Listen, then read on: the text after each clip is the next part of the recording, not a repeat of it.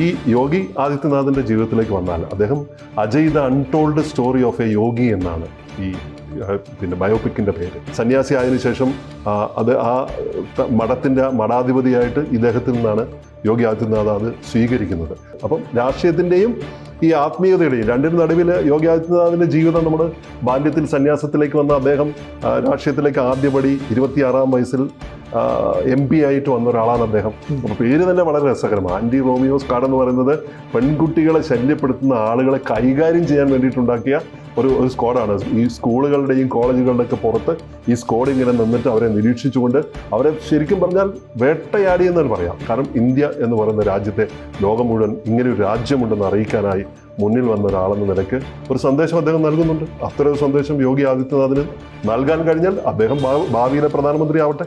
ഇപ്പം ഇന്ത്യൻ രാഷ്ട്രീയത്തിൽ ഈ ബയോപിക്കുകളുടെ ഒരു കാലമാണെന്ന് പറയാം. ബയോപിക്കുകൾ ഇറങ്ങിക്കഴിയുമ്പോൾ അത് രാഷ്ട്രീയത്തിൽ ആ നേതാവിൻ്റെ ഒരു മുന്നേറ്റത്തിന് വളരെ സഹായകമാകുമെന്ന് പറയപ്പെടുന്നു. എന്താ അറിയില്ല. ഇപ്പം Ajay the untold story of Yogi എന്ന് പറഞ്ഞിട്ട് ഒരു ബയോപിക്കിൻ്റെ കാര്യമാണ് ചർച്ചയിലേക്ക് വരുന്നത്.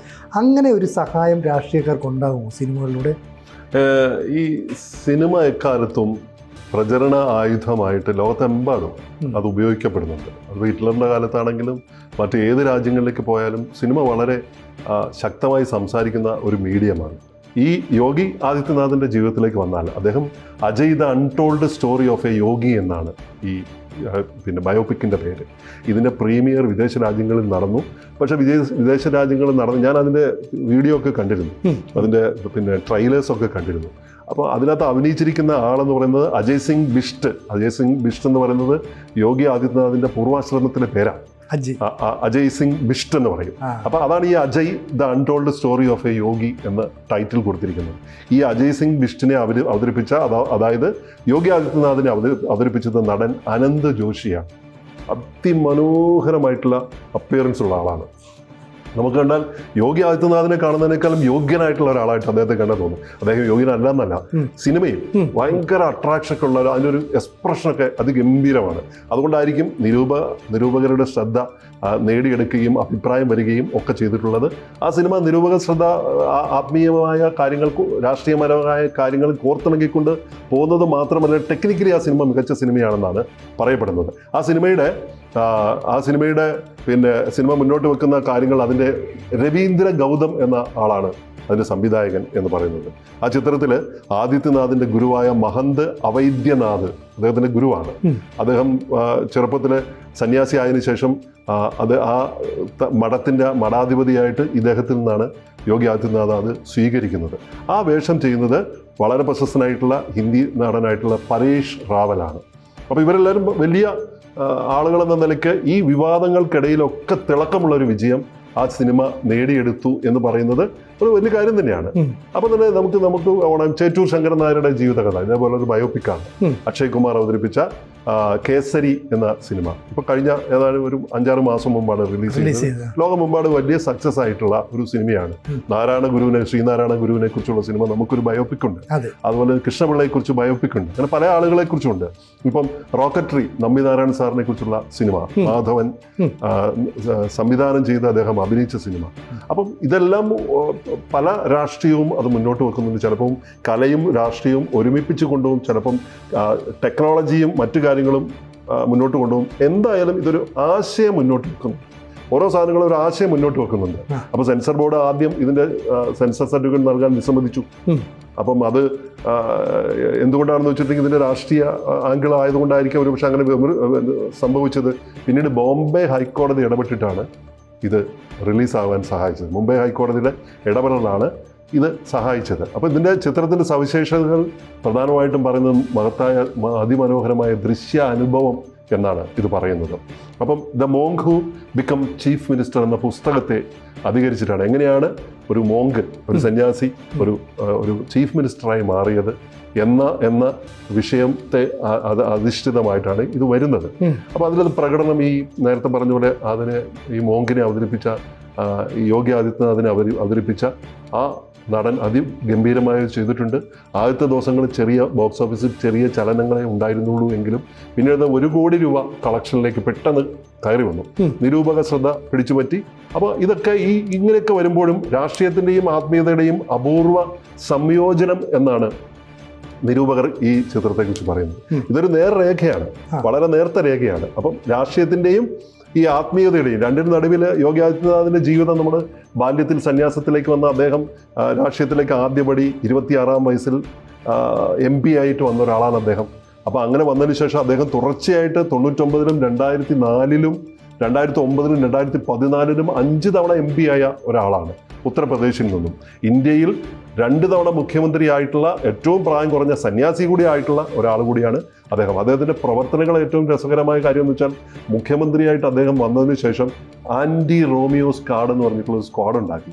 അപ്പോൾ പേര് തന്നെ വളരെ രസകരമാണ്. ആൻറ്റി റോമിയോ സ്ക്വാഡ് എന്ന് പറയുന്നത് പെൺകുട്ടികളെ ശല്യപ്പെടുത്തുന്ന ആളുകളെ കൈകാര്യം ചെയ്യാൻ വേണ്ടിയിട്ടുണ്ടാക്കിയ ഒരു സ്ക്വാഡാണ്. ഈ സ്കൂളുകളുടെയും കോളേജുകളുടെയൊക്കെ പുറത്ത് ഈ സ്ക്വാഡ് ഇങ്ങനെ നിന്നിട്ട് അവരെ നിരീക്ഷിച്ചുകൊണ്ട് അവരെ ശരിക്കും പറഞ്ഞാൽ വേട്ടയാടി എന്ന് പറയാം. യോഗയെക്കുറിച്ച് ചില വിരുദ്ധ വിമർശകർ ചില ഇത്തരം കാര്യങ്ങളൊക്കെ പറയുന്നുണ്ട്. തന്റെ ശത്രുക്കളെയൊക്കെ വേട്ടയാടിയിട്ടുണ്ടെന്നാണ് പറയാം. പക്ഷെ അദ്ദേഹമൊക്കെ ജസ്റ്റിസ് നടപ്പാക്കാൻ വേണ്ടി തോക്കെടുക്കേണ്ടടുത്ത് തോക്കെടുക്കാൻ അനുമതി കൊടുത്തിരുന്നു എന്നാണ് പറയുന്നത്. അതായത് ഉത്തർപ്രദേശ് പോലൊരു സംസ്ഥാനം ഒരു കാലത്ത് ആളുകളെ പേടി സ്വപ്നമായിരുന്നു. അവിടേക്ക് ഈ പറയുന്ന പോലീസിന് തോക്കും കൊടുത്തിട്ട് നിങ്ങൾ പോയി തട്ടിക്കുക അധികാരം കൊടുക്കും. ഒരു സന്യാസി തോക്കെടുക്കാൻ അധികാരം കൊടുക്കുന്നു എന്ന് പറയുന്നത് സിനു പറഞ്ഞത് വളരെ കറക്റ്റാണ്. അപ്പൊ അതുകൊണ്ട് തന്നെ അത് വലിയ രാഷ്ട്രീയ ചർച്ചകളിലൂടെ. പക്ഷെ അതുകൊണ്ട് എന്ത് പറ്റിയത്, ആ സംസ്ഥാനം ക്ലീൻ ആയി എന്നൊരു ഇമേജ് ഒതുങ്ങിപ്പോയി എന്നുള്ളതാണ്. അപ്പൊ ജസ്റ്റിസ് നടപ്പാക്കാൻ വേണ്ടിയിട്ടുള്ള അത്തരത്തിലുള്ള സ്ത്രീകളുടെ സുരക്ഷയ്ക്ക് വേണ്ടിയിട്ട് അത് വളരെ ഭംഗിയായിട്ട് അദ്ദേഹം ചെയ്തു. കുറ്റവാളികളെ അടിച്ചമർത്താൻ വേണ്ടി അദ്ദേഹം ചെയ്തു. ബുൾഡോസറുകളൊക്കെ വെച്ചിട്ട് അനധികൃത കുടിയേറ്റങ്ങൾക്കെതിരെ സ്വത്ത് കൈവശപ്പെടുത്തിയിരിക്കുന്ന സ്ഥലങ്ങളൊക്കെ അദ്ദേഹം പിടിച്ചെടുത്തു. ഗവൺമെന്റിന്റെ അടുത്തേക്ക് അത് പിടിച്ചെടുത്തു. നമ്മളെ അൽഫോൻസ് കണ്ണന്താനം സാറ് ഡൽഹിയിൽ കമ്മീഷണറായിരിക്കുന്ന സമയത്ത് ചെയ്ത പ്രവർത്തനങ്ങൾ ഓർമ്മയുണ്ടാവും, കുറെ വർഷങ്ങൾക്ക് മുമ്പ്. അത് വലിയ ചർച്ചയായിരുന്നു അന്ന് ആ കാലത്ത്. വലിയ സമ്പത്തൊക്കെയാണ് അദ്ദേഹം അനധികൃതമായി കൈവശം വെച്ചിരിക്കുന്ന ആളുകളുടെ കയ്യിൽ നിന്നും പിടിച്ചെടുത്തത്. അപ്പോൾ അത്തരത്തിലുള്ള ഒരു പ്രവർത്തനം അദ്ദേഹം നടത്തി.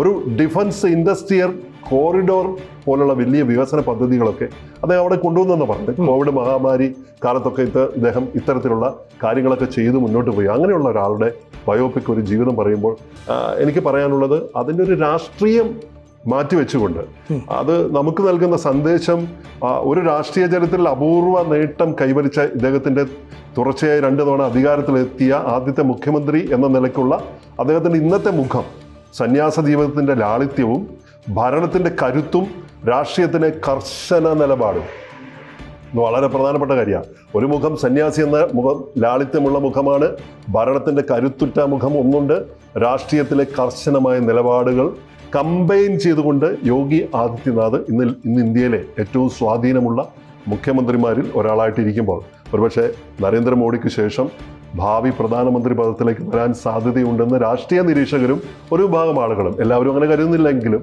അങ്ങനെ പറയപ്പെടുന്ന ഒരാളുടെ ജീവിതം, അങ്ങനെ ഒരാളായിട്ട് അദ്ദേഹം ഉയർന്നു വന്നത് എങ്ങനെ എന്നും, ഒരു ഗ്രാമത്തിൽ നിന്നും ഒരു സന്യാസിയായി ജീവിതം ആരംഭിച്ച ഇന്ന് കോടിക്കണക്കിന് ജനങ്ങളുടെ നേതാവായി അദ്ദേഹം മാറിയത് എങ്ങനെയെന്നുമാണ് ഈ സിനിമ മുന്നോട്ട് വെക്കുന്ന ആശയം എന്ന് പറയുന്നത്. അതിനൊരു രാഷ്ട്രീയ പശ്ചാത്തലമുള്ളതാണ്. അതൊരു വിവാദത്തിലേക്ക് പോയതെങ്കിലും ആ സിനിമ ചർച്ച ചെയ്യപ്പെടേണ്ടതാണ്. ഒരു സിനിമ ഒരു കലാരൂപം എന്ന നിലയ്ക്ക് അത് ആസ്വദിക്കപ്പെടേണ്ടതാണ് എന്നതാണ് എൻ്റെ പക്ഷം. അല്ല, ഇതിനകത്ത് ഇപ്പോൾ ഒരു സിനിമയിൽ ഹീറോ ചെയ്യുന്ന കാര്യങ്ങളാണ് നമ്മളെ ആസ്വദിക്കാനായിട്ട് ഏറ്റവും കൂടുതൽ പ്രേരിപ്പിക്കുന്നത്. ഹീറോ വില്ലന്മാരെ ഇടിച്ചിടണം, മറ്റവരെ തോൽപ്പിക്കണം, അതൊക്കെയാണ്. അത് നമ്മൾ ആ സിനിമയിൽ ഫുള്ളായിട്ട് മുഴുകിപ്പോകും. ഇവിടെ യോഗി ആദിത്യനാഥ് ചെയ്ത പോസിറ്റീവായിട്ടുള്ള കാര്യങ്ങളെ മാത്രം ചെയ്യുന്നത്, എതിരാളികൾ പറയുന്നത് സ്വാഭാവികമായിട്ടും അയാൾ രാഷ്ട്രീയപരമായിട്ട് മുന്നേറാൻ വേണ്ടി നടത്തുന്ന ചില കാപട്യ ഒരു നാടകമാണെന്നൊക്കെ കുറ്റപ്പെടുത്തിയാൽ പ്രചരണ ആയുധമായ ആണ് എന്ന് തന്നെയാണ് ഇപ്പോൾ പറയുന്നത്.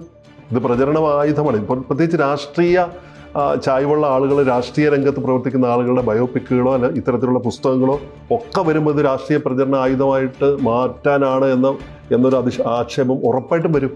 എതിരാളികൾ അപ്പുറത്ത് നിൽക്കുന്ന ആളുകളും ഇതേപോലെ തന്നെ നോക്കിക്കൊണ്ടിരിക്കുകയാണ്. അവരത് പറയും. ഇത് പ്രചോദനമല്ല, ഇതൊരു പ്രകോപനമാണ് അവരെ സംബന്ധിച്ച്. നമ്മളെ സംബന്ധിച്ച് ഇതൊരു പ്രചോദനമായി കണ്ടാൽ മതി എന്നാണ് എൻ്റെ പക്ഷം. ഇത് പ്രകോപിക്കപ്പെടേണ്ട ഒന്നായിട്ട് രാഷ്ട്രീയ നിലപാടുകൾ എടുക്കുന്നവരെ തീർച്ചയായും ഇത് പ്രകോപിപ്പിക്കും. അത് തുടരണം. ആ പ്രകോപനങ്ങൾ ഉണ്ടാവും, അത് നമുക്ക് തടയാൻ പറ്റില്ല. ഇപ്പൊ BJPക്കുള്ളിൽ തന്നെ യോഗി ആദിത്യനാഥ് പിന്നെ ഉത്തർപ്രദേശിന്റെ മുഖ്യമന്ത്രി ആകുന്നതിനോട് പൂർണ്ണമായിട്ടും താല്പര്യമില്ലാത്ത ഒരുപാട് പേരുണ്ട്. കാരണം അദ്ദേഹം BJP കൂടെ വളർന്നു വന്ന ആളല്ല. അതുകൊണ്ട് തന്നെ യോഗി അടുത്ത പ്രധാനമന്ത്രി എന്ന നിലയിൽ ഉയർത്തിക്കാട്ടാനുള്ള ഒരു തന്ത്രമാണ് എന്നുള്ള രീതിയിലും ഉള്ളിൽ നിന്നും ഒരു ആക്ഷേപം ഉണ്ടാവില്ല. അല്ല, അങ്ങനെ ഉണ്ടാവാം. അങ്ങനെ തീർച്ചയായിട്ടും എതിർ ശബ്ദങ്ങൾക്ക് അങ്ങനെ തോന്നുന്നത് ന്യായമാണ്. അതിനുള്ളിലുള്ളവർക്കും അങ്ങനെ ആർക്കെങ്കിലും തോന്നിയിട്ട് അത് ന്യായമാണ്. അപ്പോൾ എടുക്കുന്നവരുടെ ഉദ്ദേശവും ഇദ്ദേഹത്തെ ഗ്ലോറിഫൈ ചെയ്യൽ മാത്രമായിരിക്കില്ല, അദ്ദേഹത്തിന്റെ ജീവിതം പറയലുകൂടെ ഒരു ഏരിയയിൽ അദ്ദേഹത്തെ ഗ്ലോറിഫൈ ചെയ്യുകയാണ് എന്ന ആക്ഷേപമായിരിക്കും ഈ എതിർ ശബ്ദങ്ങളിൽ നിന്ന് പ്രധാനമായിട്ട് ഉയർന്നു വരിക. എന്തായാലും അദ്ദേഹം അതിന് യോഗ്യനാണെങ്കിൽ ആ സിനിമ മുന്നോട്ട് വെക്കുന്ന ഒരു ആശയം, ഇങ്ങനെ ഒരാളുടെ ഒരു സിനിമ പറയുമ്പോൾ ഇത് ഇൻട്രസ്റ്റിംഗ് ആണ്, ഇത് നമുക്ക് പ്രചോദനാത്മകമാണ് എന്ന് തന്നെയാണ്. അതുകൊണ്ടാണ് അത് വിജയിച്ച് വരുന്നത് എന്നാണ്.